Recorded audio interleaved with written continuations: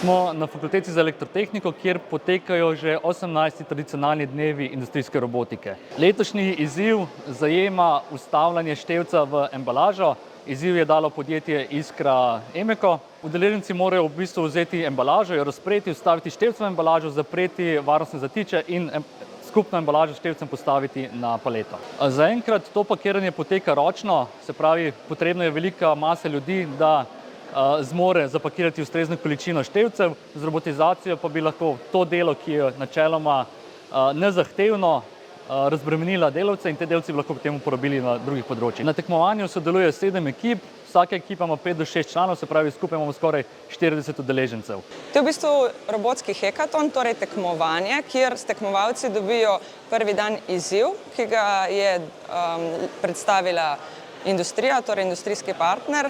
Glavni namen dogodka je v bistvu nek izziv za študente, da se naučijo nekaj novega in mogoče tudi predstavitev robotike in industrije nasploh. Naučili smo se kar veliko stvari v smislu robotskega vida, kako iz kamere zaznavati objekte, kako potem robota pošiljati na te točke, kjer si te objekte razpoznal in potem kako v bistvu zasnovati celotno aplikacijo tako, da robotu čim bolj z okoljem pomagaš, da dejansko mu olajšaš delo.